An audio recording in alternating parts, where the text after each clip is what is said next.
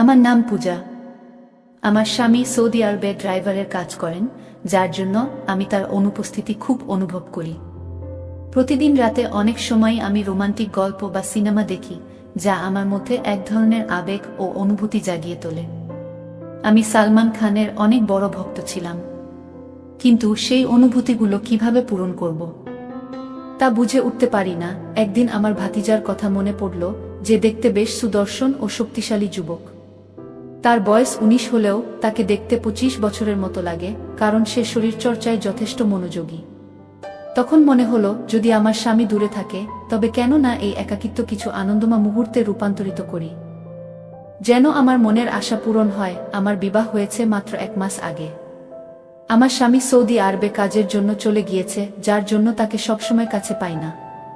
তার এই দীর্ঘ অনুপস্থিতি আমার মনে এক ধরনের খালি অনুভূতি তৈরি করেছে। প্রতি রাতেই একা থাকার কষ্টে অস্থির হয়ে পড়ি, যেন আমার মনের অনেক ইচ্ছে অপূর্ণই থেকে যাচ্ছে। একদিন একাকিত্ব কাটানোর জন্য আমি সুন্দর করে সাজগোজ করে নিজের ঘরে বসেছিলাম। তখন ভাবলাম, আমার ভাতিজার সাথে কিছু সময় কাটালে হয়তো মন কিছুটা ভালো লাগবে। তাই তাকে ঘরে ডেকে এনে কথা বলার চেষ্টা করলাম। আমাকে দেখে সে হাসল এবং বলল, আপনি আমাকে যা বলতে চান খোলাখুলি বলুন, আমি সব শুনতে রাজি আছি। তার কথা শুনে কিছুটা বিস্মিত হলেও একটা শান্তি অনুভব করলাম, কেননা এতদিন নিজের মনের কথাগুলো কারো সাথে শেয়ার করিনি। অবশেষে আমরা দুজনেই গল্প করতে করতে সময় কাটানোর সিদ্ধান্ত নিলাম, যা আমাদের দুজনের জন্যই এক ধরনের স্বস্তি আর আনন্দের মুহূর্ত ছিল। তারপর বন্ধুরা, আজকের গল্পটা অনেক বেশি স্পেশাল। আশা করছি তোমাদের ভালো লাগবে। প্রতিদিন গল্প শুনতে চাইলে আর গল্পগুলো ভালো লাগলে ভিডিওটি লাইক, শেয়ার এবং চ্যানেলটি সাবস্ক্রাইব করো। আমার ছোটবেলা থেকেই বিয়ের প্রতি আগ্রহ ছিল। প্রায় ১২ বছর বয়স থেকেই আমার মধ্যে এক ধরনের আকাঙ্ক্ষা জন্মেছিল। স্কুল ও কলেজে বন্ধুরা মাঝে মধ্যে মজার ছলে বিভিন্ন রোমান্টিক গল্প বা হিন্দি সিনেমা দেখাতো, যেগুলো দেখার পর নিজের আবেগ সামলানো কঠিন হয়ে পড়ত। এভাবেই আমার মনে বিয়ের ইচ্ছা আরও গভীর হয়ে ওঠে। তবে আমি দেখতে খুব সুন্দর না হওয়ার কারণে অনেক প্রস্তাব এসেও ফিরে যেত, যা আমার মন ভেঙে দিত। যতই বিয়ের ইচ্ছা বাড়তে থাকত, ততই বিয়ের ব্যাপারে বিলম্ব হচ্ছিল। অনেক খোঁজাখুঁজির পর অবশেষে আমার বাবা মা একটা প্রস্তাব পেলেন এবং দ্রুত বিয়ের সিদ্ধান্ত নিলেন। ছেলেপক্ষেরও বিয়ের তাড়াহুড়ো ছিল, আর আমিও বেশ আগ্রহী ছিলাম, তাই আমাদের বিয়েটা ১ মাসের মধ্যেই হয়ে গেল। আমি ভীষণ খুশি ছিলাম আমার নতুন জীবনে প্রবেশ করে, কিন্তু এই সুখ দীর্ঘস্থায়ী হলো না। বিয়ের কয়েকদিন পরেই জানতে পারলাম, আমার স্বামী সৌদি আরবে চাকরি করেন এবং সেখানে ড্রাইভারের কাজের জন্য তাকে বেশিরভাগ সময় বাইরে থাকতে হয়। যখন জানলাম তিনি ১ মাস পরেই ফিরে যাবেন, তখন আমার মন খারাপ হয়ে গেল। এই ভেবে আমি কান্না করে ফেললাম। এভাবেই আমি তার অনুপস্থিতি সত্ত্বেও নিজের অনুভূতিগুলোর সাথে মানিয়ে চলার চেষ্টা করছিলাম, কিন্তু প্রতিনিয়ত তার কাছাকাছি থাকার চাওয়াটা আমার মনকে অস্থির করে তুলেছিল। রাতে আমি ভালো করে ঘুমাতে পারতাম না। আমি একদিন স্বামীকে জিজ্ঞাসা করলাম, যদি তোমাকে সৌদি আরবেই থাকতে হয়, তাহলে বিয়ে কেন করলে? তিনি আমাকে বললেন, আমার ছোট ভাই বোনেরা এখনো পড়াশোনা করছে, আর আমার ভাতিজার দেখাশোনা আমাকেই করতে হয়। তারা নিজেদের পায়ে দাঁড়ানো পর্যন্ত সংসারের দায়িত্ব আমার উপরই থাকবে। এখানে থাকলে এত টাকা উপার্জন করতে পারতাম না, তাই সৌদি আরবে যেতে হয়েছে। তিনি আরও বললেন, সৌদি আরবে এমন একটা কাজ করি যাতে করে বাড়িতে কখনো টাকার অভাব না হয়। তখন আমি বললাম, তাহলে আমাকেও সঙ্গে নিয়ে চলো। তিনি মৃদু হেসে বললেন, এটা এত সহজ নয়। সেখানে আমার নিজের কোনো বাসা নেই, আর ভাড়াও খুব বেশি। আমরা অনেকজন মিলে একটি ঘরে থাকি, তাতে আমাদের খরচ কিছুটা কম হয়। এরপর তিনি বললেন, আমি বছরে একবার আসি, সেটাও মাত্র ১ মাসের জন্য। তার এই কথা শুনে আমার মন ভারাক্রান্ত হয়ে গেল। মনে অনেক কষ্ট হলো এবং ক্ষোভও জন্মালো। আমার বিয়ে খুব সাদামাটাভাবে হয়েছিল এবং যেসব স্বপ্ন দেখেছিলাম তার কিছুই পূরণ হয়নি, কিন্তু সবকিছু সহ্য করে চলছিলাম। আমার স্বামীর স্বভাব ছিল খুবই গম্ভীর। তিনি কখনো খোলাখুলি কথা বলতেন না বা তার সমস্যার কথা প্রকাশ করতেন না। সবকিছু জেনেও আমি নিজেকে ধৈর্য ধরে সামলে নিয়েছিলাম। আমার স্বামীর বিয়ে করাটা মূলত পরিবারের ইচ্ছাতেই হয়েছিল, যেন তিনি পরিবারের কাজে সাহায্য করতে পারেন। রাগ হলেও আমার স্বামীর উপর কোনো প্রভাব পড়ল না, আর তিনি সৌদি আরব চলে গেলেন। আমি আবারও একাকিত্বে ডুবে গেলাম। রাতের বেলা ঘুম আসতো না, আর তার সাথে কাটানো মুহূর্তগুলো মনে পড়ত। সারাদিন কেটে যেত, কিন্তু তার সাথে কোনো যোগাযোগ হতো না। শুধু রাতে 15 মিনিটের জন্য ভিডিও কল করত, আর সেই সময়টাতেও পরিবারের খোঁজ খবর নিত। আমি তার সাথে মনের কথা বলতে চাইতাম, কিন্তু তার কাছে সময় থাকতো না। আমার শাশুড়ি সামান্য কথাবার্তা বলতেন, বাকিটা সময় আমি ঘরের কাজে ব্যস্ত থাকতাম। তবে আমার ছোট ভাতিজা ছিল, যে মাঝে মাঝে আমার সাথে কথা বলতো। আমার শাশুড়ি রাতের বেলা তাড়াতাড়ি ঘুমিয়ে পড়তেন, যার ফলে আমি আর আমার ভাতিজা ঘরে একা থাকতাম। আর আমার স্বামীর ছোট ভাই বোনেরা বাইরে পড়াশোনা করত। আমরা প্রায় রাতের খাবার একসাথে খেতাম। আমার ভাতিজা খুবই হাসি খুশি একটি ছেলে, যে সারারাত তার বিশ্ববিদ্যালয়ের গল্প শোনাত।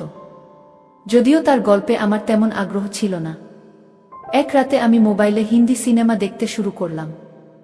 সিনেমাটি ছিল বেশ সাহসী ধাঁচের, আর দেখতে দেখতে আমি গভীর চিন্তায় ডুবে গেলাম। পরের দিন সকালে যখন ঘুম থেকে উঠলাম, তখনও রাতের সেই সিনেমার কিছু দৃশ্য আমার মনে ঘুরছিল। আমি কিচেনে কিছু কাজ করলাম এবং দুপুরের খাবার তৈরি করলাম। কাজের সময়ও সেই দৃশ্যগুলো আমার মনে ঘুরছিল। আমি রান্নাঘরে বসে মনোযোগ দিয়ে সেই দৃশ্যগুলোর কথা ভাবছিলাম। হঠাৎ অনুভব করলাম কেউ যেন আমার পেছনে দাঁড়িয়ে আছে। আমি ঘুরে তাকাতেই দেখি আমার ভাতিজা সেখানে দাঁড়িয়ে আছে এবং সে সেই ভিডিওটি দেখে ফেলেছে। তাকে দেখে আমি কিছুটা অবাক হয়ে গেলাম, কিন্তু সে স্বাভাবিকভাবে বলল, চাচি, যদি খাবার তৈরি হয়ে থাকে তাহলে রুটি বানিয়ে দিন। আমি তাড়াতাড়ি মোবাইলটি বন্ধ করে রুটি বানাতে শুরু করলাম। তবে তারপর থেকে লক্ষ্য করলাম আমার প্রতি ভাতিজার আচরণ কিছুটা পরিবর্তিত হয়েছে। আগে সে আমার ঘরে আসতো না, কিন্তু এখন প্রায় আসতে শুরু করলো। একদিন বলল, আজ বিকেলের চা সে আমার ঘরেই খাবে, কারণ লাউঞ্জে শীত বেশি। শীতকালে আমার শাশুড়ির অভ্যাস ছিল যে তিনি বেশিরভাগ সময় নিজের ঘরেই থাকতেন এবং সেখানেই খাবার নিয়ে যেতেন। শাশুড়িকে খাবার দিয়ে এসে দেখি আমার ঘরে আমার মোবাইলটি সে দেখছে। আমার মোবাইলের সমস্ত ব্রাউজিং হিস্টোরি দেখে ফেলেছে এবং জানতেও পেরেছে যে আমি কি ধরনের ভিডিও দেখতাম। তার এই আচরণে আমি খুবই অবাক হলাম। সে কে যে আমার মোবাইল চেক করবে? আমি চায়ের ট্রেটা বিছানার উপর রাখলাম এবং নিজের মোবাইলটি ভাতিজার হাত থেকে নিয়ে পাশে রেখে দিলাম। চা খেতে খেতে ভাতিজা হেসে আমাকে জিজ্ঞাসা করল, চাচি, আপনার কি ধরনের সিনেমা পছন্দ? তার এই প্রশ্ন শুনে আমি কিছুটা অপ্রস্তুত বোধ করলাম এবং বললাম, তোমার প্রশ্নের অর্থ কি? সে হেসে ব্যাখ্যা করল, মানে আপনার কি অ্যাকশন মুভি ভালো লাগে নাকি রোমান্টিক? আমি তার দিকে তাকাতেই সে বলল, রোমান্টিক সিনেমার মধ্যে একটা আলাদা ব্যাপার আছে, বিশেষ করে হিন্দি সিনেমায়। আমি চুপ থাকায় সে নিজেই আবার বলল, চাচি, আপনি চাইলে আমাকে বন্ধু ভাবতে পারেন। ভাতিজা চাচির মধ্যে বন্ধুত্ব তো হওয়াই সাচাচিক, আর আপনার একাকিত্বে আমিও পাশে থাকতে পারি। তার কথাগুলো শুনে আমি কিছুটা লজ্জা পেলাম এবং বললাম, আমার মাথা একটু ব্যথা করছে, তুমি চা তোমার ঘরেই গিয়ে খাও। যদিও আমি বন্ধুত্বপূর্ণভাবে মিশতে চেয়েছিলাম, তবু কিছুটা অস্বস্তি অনুভব করছিলাম। কথা বলার ধরন দেখে আমি কিছুটা বিরক্ত হলাম এবং কড়া ভাষায় ভাতিজাকে বললাম যে এখানে থেকে চলে যাও, সে নিজের চা নিয়ে তার ঘরে চলে যেতে পারে। সে বিনা দ্বিধায় কাপটা হাতে নিয়ে ঘরে চলে গেল। সাধারণত কাজের ফাঁকে ফাঁকে সে মাঝে মাঝে আমার সঙ্গে হালকা মজা করত, কিন্তু সেদিনের পর থেকে সে কিছুটা চুপচাপ হয়ে গেল। পরদিন সকালে যখন আমি রান্নাঘরে সকালের নাস্তা বানাচ্ছিলাম, তখন সে হঠাৎ নিজের ঘর থেকে চাচি চাচি বলে ডাকতে শুরু করল। আমি তার ঘরে ঢুকে দেখি সে নিজের শার্টের বোতাম লাগানোর চেষ্টা করছে। আমাকে দেখে সে বলল, চাচি, আমার শার্টের বোতাম খুলে গেছে, আপনি কি একটু সাহায্য করতে পারেন? আমি কিছুটা দ্বিধা নিয়ে তার শার্টের বোতাম লাগাতে শুরু করলাম আর কাজের মধ্যে মনোযোগ দিলাম। কাজ করতে করতে হঠাৎ আমি লক্ষ্য করলাম সে আমার দিকে মনোযোগ দিয়ে তাকিয়ে আছে, যা আমাকে একটু অস্বস্তিতে ফেলল। একসময় যখন আমার চুলের এক গুচ্ছ সামনে এসে পড়েছিল, সে নরমভাবে সেটি সরিয়ে কানের পেছনে রেখে দিল। আমি একটু চমকে পিছিয়ে আসলাম আর সে হেসে বলল, চাচি, শুধু চুলগুলো সরিয়ে দিলাম, আপনি এত ঘাবড়ে গেলেন কেন? আমি দ্রুত বোতাম লাগানো শেষ করে নিজের ঘরে চলে এলাম। আমার মনে কিছুটা অস্বস্তি হচ্ছিল, তবে আমি নিজেকে সামলে নিলাম। আমি অনুভব করছিলাম যেন ভাতিজা আমার কাছাকাছি আসার চেষ্টা করছে, আর এই কারণেই আমি একটু দূরত্ব বজায় রাখতে চেষ্টা করছিলাম। এক রাতে যখন গভীর ঘুমেছিলাম, হঠাৎ মনে হলো কেউ যেন আমাকে গভীর মনোযোগ দিয়ে দেখছে। এই অস্বস্তিতে আমার ঘুম ভেঙে গেল। ঘরে শুধু মৃদু নাইট ল্যাম্পের আলো জ্বলছিল। চারপাশে তাকিয়ে দেখলাম আর ভাবলাম কেন আমার এ ধরনের অস্বস্তি হচ্ছে। তারপর আমার দৃষ্টি ঘরের জানালার দিকে গেল, যা সাধারণত বন্ধ থাকে, কিন্তু আজ খোলা ছিল। আমি একটু অবাক হয়ে গেলাম, কারণ আমি সাধারণত জানালাটি খুলি না। জানালাটি বন্ধ করতে উঠতেই মনে হলো হয়তো কেউ ভাতিজার ঘরে ঢুকেছে, যা দেখে আমার মনে এক ধরনের অজানা ভয় তৈরি হলো। নিশ্চিতভাবেই ভাতিজাই হবে, যদিও আমি তাকে দেখিনি। তখন আমি আমার ঘর থেকে বেরিয়ে শাশুড়ির ঘরে গেলাম, তাদের পাশে গিয়ে শুয়ে পড়লাম। তবে তারা এত জোরে নাক ডাকছিলেন যে সেখানে আর থাকতে পারলাম না এবং বাধ্য হয়ে নিজের ঘরে ফিরে এলাম। সকালে নাস্তার সময় ভাতিজা আমাকে বারবার লক্ষ্য করছিল। তারপর সে বলল, চাচি, আপনাকে তো চাচার কথা অনেক মনে পড়ে নিশ্চয়ই? আমি বললাম, হ্যাঁ, অবশ্যই অনেক মনে পড়ে। তখন সে বলল, তাহলে নিশ্চয়ই রাতের বেলা অনেক সময় ঘুম আসে না আপনার?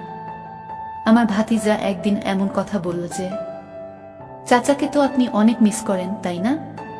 তাহলে ঘুমানো নিশ্চয়ই কষ্টকর হয়। তার এই কথায় আমি বেশ বিরক্ত হয়ে গেলাম। আমি তাকে কঠোরভাবে বললাম, তুমি আজকাল খুব বেশি কথা বলছো, এভাবে কথা বলা বন্ধ করো। আমার কথা শুনে সে চুপচাপ সরে গেল। পরের রাতে দেখি আমার ঘরের জানালা অদ্ভুতভাবে খোলা, আর জানালার কাছে ভাতিজাকে দাঁড়িয়ে থাকতে দেখি। এটা দেখে আমার খুব খারাপ লাগলো। পরের দিন তাকে জিজ্ঞাসা করলাম, তুমি আমার ঘরের জানালার কাছে কেন এসেছিলে? সে মৃদু হেসে বলল, চাচি, আপনাকে ঘুমাতে দেখে খুব ভালো লাগছিল। তার এই কথা শুনে আমার খুব রাগ হলো এবং বললাম, এবার থেকে এমন কিছু করলে তোমার চাচাকে জানাবো। সে আমার কথা শুনে একটু বিরক্ত হয়ে চলে গেল। পরের রাতে যখন আমি ঘুমাচ্ছিলাম, হঠাৎ মনে হলো কেউ আমার ঘরে আছে। চোখ খুলে দেখি ভাতিজা আমার ঘরে খুব কাছাকাছি দাঁড়িয়ে আছে। ভয়ে ও বিস্ময়ে আমি তাকে বললাম, তুমি আমার ঘরে কি করছো? সে বলল, ঘরের দরজা খোলা ছিল তাই ঢুকে পড়লাম। আসলে চাচা যখন এখানে নেই, তাই আপনার খেয়াল রাখতে ইচ্ছে হয় আমার। এই কথা শুনে আমি তাকে আরো সতর্ক করে বললাম যে এই ধরনের আচরণ আর কখনো যেন না করে এবং তার সীমার মধ্যে থাকে। সে আমার কথা শুনে ঘর থেকে চলে গেল। এরপর থেকে আমি সবসময় সতর্ক থাকি এবং তাকে তার নিজের জায়গায় থাকতে বুঝিয়ে দিয়েছি। তারপরের দিন রাতে আমি যখন ঘুমাচ্ছিলাম, আবার হঠাৎ মনে হলো আমার ঘরে কেউ এসেছে। চোখ খুলে দেখি আমার ভাতিজা। সে আমাকে বিভিন্ন কথা বলতে থাকলো। সে বলল, বিষয়টা এত সহজ ছিল না চাচি। তার আচরণ ও মিষ্টি কথাগুলো যেন আমাকে অসহায় করে দিয়েছিল। এর আগে আমি কিছু বুঝে ওঠার আগেই সে আমাকে এক অদ্ভুত জালে জড়িয়ে ফেলেছিল। হঠাৎ সে আমার মুখে হাত রেখে বলল, কেউ যদি দরজা দিয়ে চলে আসে? তুমি যে দরজা খোলা রেখেছ, সেটা কি আমার জন্য? তার কথা শুনে আমি বিস্মিত হয়ে ভাবছিলাম, কখনো তো এমন অনুভূতি আমার মধ্যে আসেনি। আমি তাকে সবসময় নিজের সন্তানের মতোই ভেবেছিলাম। তবে সত্যটা হলো, সে যেন এক প্রজ্বলিত আগুনের মতো এবং এই আগুন থেকে দূরে থাকাই ভালো, কিন্তু আমি পারলাম না। এই ঘটনা আমার জীবনে এক অস্থিরতা এনে দিল। আমি অশ্রু মুছতে মুছতে তাকে বললাম, তুমি যা করেছ তা ঠিক হয়নি। আমি এই ব্যাপারে আল্লাহর কাছে প্রার্থনা করব যেন তিনি তোমাকে শাস্তি দেন। সে বলল, তুমি যেসব সিনেমা এবং গল্প দেখো সেগুলো কি? চাচি যান, তোমার চোখেও তো ওসব চলতে থাকে, বলেই সে চলে গেল। আমি কখনো চাইনি যে এরকম কিছু আমার সাথে হবে। পরের দিন আমি কোনো কিছু না বলে মায়ের বাড়ি চলে গেলাম। মনে মনে ভেবেছিলাম, আমি কি আমার স্বামীকে সবকিছু জানাবো? আমি এতদিন এই কথা কাউকে বলিনি। কিন্তু পরের দিন আমার একজন বন্ধুর সঙ্গে দেখা হলে আমি তাকে পুরো বিষয়টি খুলে বললাম। তিনি বললেন, তোমার শুরু থেকেই তুমি তোমার ভাতিজায়ের প্রতি খুব বেশি খোলামেলা ছিলে। আর যদি তুমি এই ঘটনা তোমার স্বামীকে বলো, তাহলে সে তোমার কথা বিশ্বাস করবে না, বরং তোমাকে খারাপ মানুষ হিসেবে ধরে নিবে। তাই এটা এখানেই গোপন রাখো। এছাড়া সে আমাকে একটি পরামর্শ দিল যে আমি আমার স্বামীকে বলি আমাকে সৌদি আরবে ডেকে নিয়ে যেতে, যাতে আমি সেখানে তার সঙ্গে থাকতে পারি। আমি এই পরামর্শ গ্রহণ করলাম এবং আমার স্বামীকে বললাম যে যদি তিনি আমাকে সৌদি আরবে না নিয়ে যায় তবে আমি বিচ্ছেদের কথা ভাবতে বাধ্য হব। তিনি আমার অনুরোধ মেনে নিলেন এবং আমাকে সৌদি আরবে নিয়ে এলেন। সেখানে এসে আমি একটি স্কুলে শিক্ষকতার চাকরি পেলাম। আমি একটি ছোট ফ্ল্যাটও ভাড়া নিলাম এবং বাড়ির দিকে ফেরার পরিকল্পনা বাদ দিয়ে দিলাম। এই পরিবর্তনগুলো তখন ঘটছিল যখন আমি বুঝতে পারলাম আমার চিন্তাভাবনাগুলো পবিত্র হয়ে যাচ্ছে এবং আমি বেঠিক পথের দিকে যাচ্ছি। তাই আমি মোবাইল থেকে সব অচিত ভিডিও ও সিনেমা মুছে ফেললাম। সময় চলতে লাগলো এবং আমার ভাতিজার বিয়ের সময় আসতে শুরু করলো। যখন আমার স্বামী বাড়ি যাওয়ার সময় আমি বললাম, আমি আপনার সাথে যেতে পারবো না, আমি এখানেই থাকবো এবং অপেক্ষা করব। আমার স্বামী একা বাড়িতে চলে গেলেন, কিন্তু তিনি সেখানে মাত্র 1 সপ্তাহ কাটিয়ে দ্রুত ফিরে এলেন। ফিরে এসে তিনি বললেন, আমি তোমাকে খুব মিস করেছি, তাই ফিরে আসতে বাধ্য হলাম। 6 মাস পর আমরা জানতে পারলাম যে আমার ভাতিজার স্ত্রী আরেকজনের সাথে ধরা পড়েছে। এটি শুনে আমার মনে অনেক শান্তি এলো, কারণ যে ব্যক্তি আমার জীবনকে উল্টে দিয়েছিল তার প্রতি আল্লাহর কোনো না কোনো শিক্ষা দিতে শুরু করেছেন। আমি সবসময় ধৈর্য ধরেছি। একটু সময় পর আল্লাহ আমাকে সন্তানের সৌভাগ্য দিলেন। আমার এখানে যমজ বাচ্চা হলো এবং আমি তাদের সঠিকভাবে বড় করার চেষ্টা করলাম। বর্তমানে আমি আমার জীবনে খুবই খুশি আছি এবং আমার পরিবারের সঙ্গে একটি সুখী জীবন কাটাচ্ছি। গল্পে একজন নারী তার ভাতিজার প্রতি অতি খোলামেলা আচরণের জন্য সমস্যায় পড়েছেন। এতে বোঝা যায় যে আমাদের নিজেদের ও অন্যদের সাথে সম্পর্কের ক্ষেত্রে সতর্কতা অবলম্বন করা প্রয়োজন। আত্মীয় বা ঘনিষ্ঠ কারো সাথে আচরণের ক্ষেত্রে মনের মাঝে সুস্থ সীমারেখা বজায় রাখা গুরুত্বপূর্ণ। গল্পের নারী আল্লাহর কাছে ধৈর্য নিয়ে প্রার্থনা করেছেন, যা তাকে কঠিন পরিস্থিতি মোকাবেলা করতে সহায়তা করেছে।